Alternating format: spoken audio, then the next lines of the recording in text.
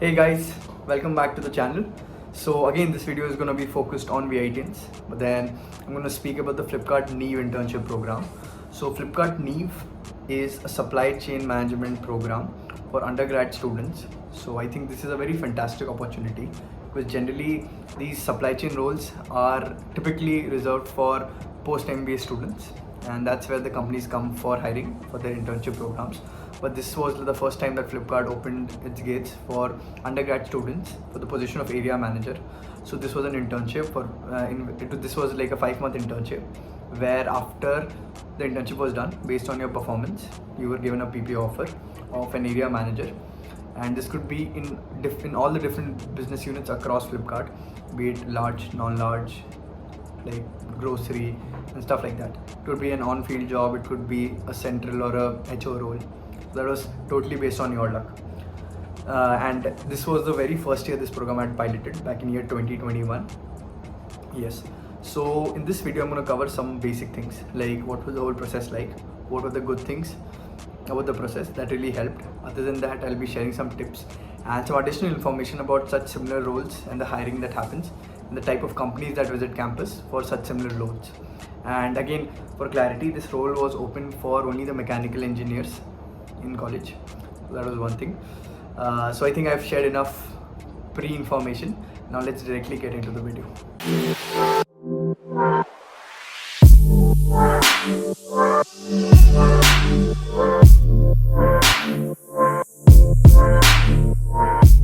So just as a prologue, this was like the third quarter of 2020, and COVID was like almost like coming and approaching towards its peak. So I had a few things in mind. I was preparing to go for higher studies abroad, and I'd given the GRE back then. But then I wasn't very sure since COVID had really like worked against globalization and stuff like that. So I was also sitting for a placements here and there, trying to find a good role and opportunity that would help me further delay my higher studies and rather than go and pursue an MBA. So like just during one of those interviews, I ended up with Flipkart.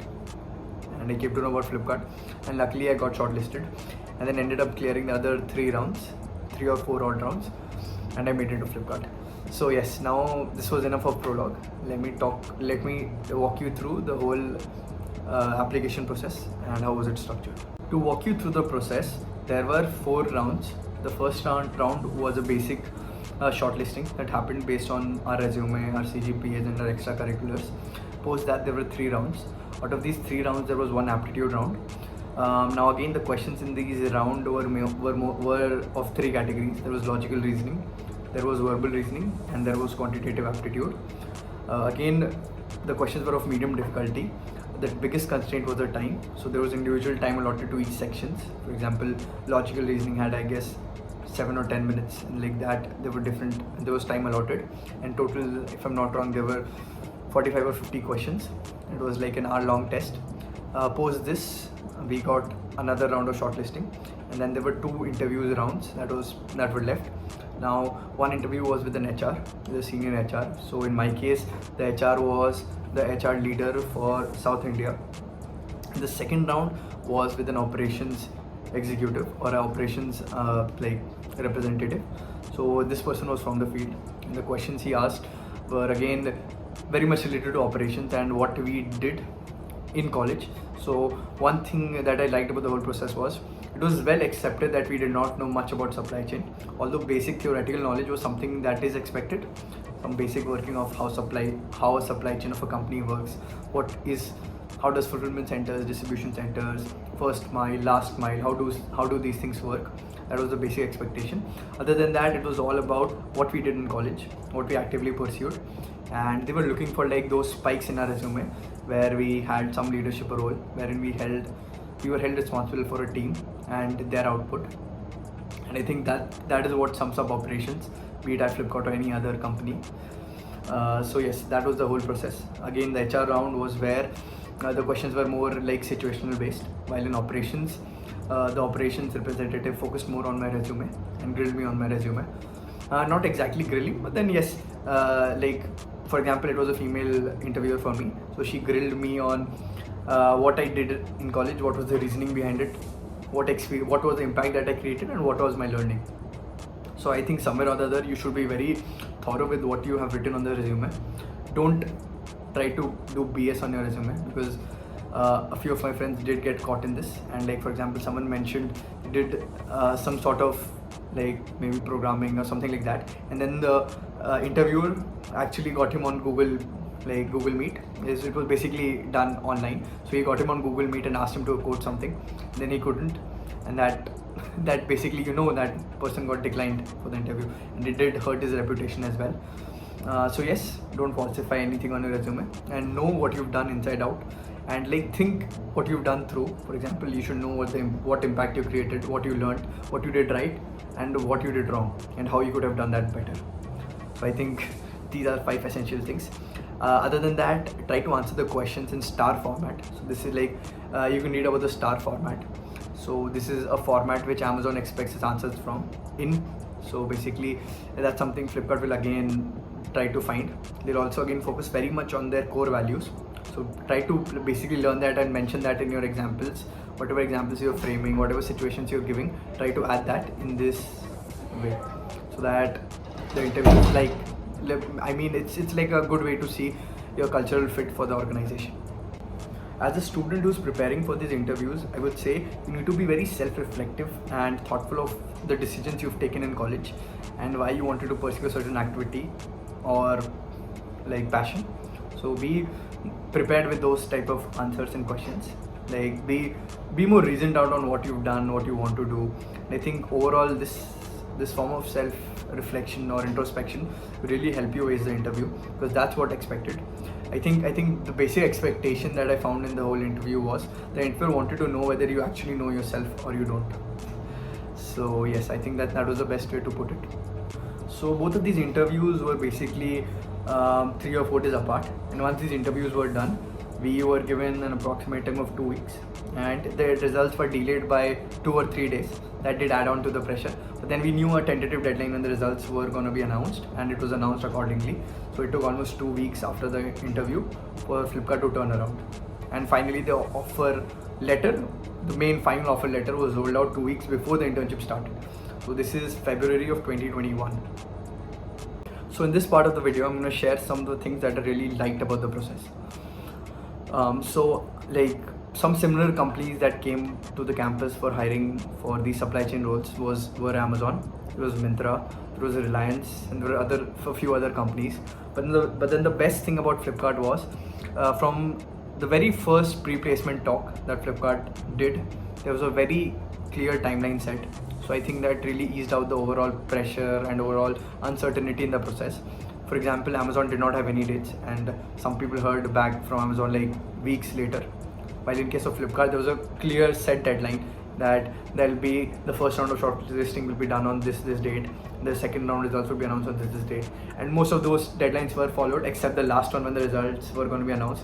That really stressed a few of us out. So one of my very good friends, Navneet, and me, we were stressing out together, as like we thought maybe the people who had gotten in got a personal mail and we did not. So yes, that was the only thing that got delayed. Other than that, the whole process was very structured, and generally you don't see that in placements. That is something I really appreciate. Thank you, Flipkart. Secondly, the other thing that I liked was the interview wasn't like a stress interview. The like, be it the HR person or the operations representative, both of them tried to bring out a conversation. They weren't trying to like scare us or something. So that was something that I really liked and enjoyed. It was fun. I think these were like 2 of my major things, like 2 of my major, I would say, green flags about the whole process. So now I'll share some tips on how could you ace the process. So how could you prepare for the process? So in this part of the video, I'm going to share some of the tips that could help you prepare for the process and ace it. So my suggestion would be, during your time in college, while managing your CGPA, try to take part in a lot of extracurricular activities wherein you get a chance to lead teams. That really shows well on your resume, especially for such operation roles where there's heavy amount of people management involved. So yeah, that's one thing.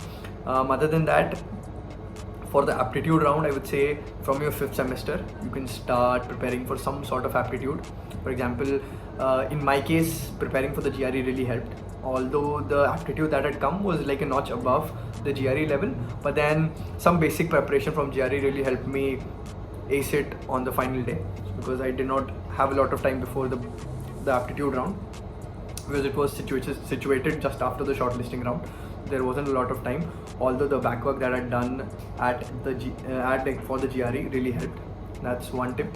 Practice aptitude, have a good profile while maintaining a good CGPA, because the initial shortlisting did happen based on CGPA. That's something that's totally important.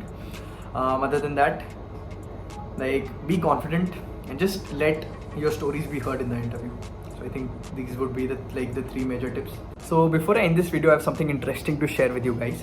So when I was writing this video, I was still in my internship. So that's how long it takes for me to produce videos. Almost a year now. So yeah, actually I'd written some inspirations about these ideas in bits and pieces when I was pursuing my internship, and then I totally stopped posting on my channel and I got busy in other commitments that I had in my workplace as well as in my personal life. So it's finally the time that this video has gotten. It's the time for the video to surface to YouTube, and I hope this video is useful for all the VITians watching, and even for someone else who's applying from outside, because NEEV goes to colleges like Manipal, NITs. So yes, I think overall, in summary, I would say NEEV is an excellent program for anyone who's planning on beginning a career in operations. I think there couldn't be a better avenue for operations in supply chain other than Flipkart, NEEV, or even the Amazon internship. Even that's a great avenue to get a foot into the door for a career in operations. So in summary, I would say it's an amazing program. Prepare well, and I hope you guys do make it. And in case you have any more queries further, you can feel free to DM me on LinkedIn, and I'll hopefully reply. I'll try my best to reply. So until my next video, bye bye. So guys, finally, before ending, I'm gonna also make a second part of this video wherein I'm gonna state how was my experience at NEEV, what were the things I liked, and also what were my learnings, and why I think it is like one of the best programs for anyone to start a career in operations. So stay tuned and please subscribe.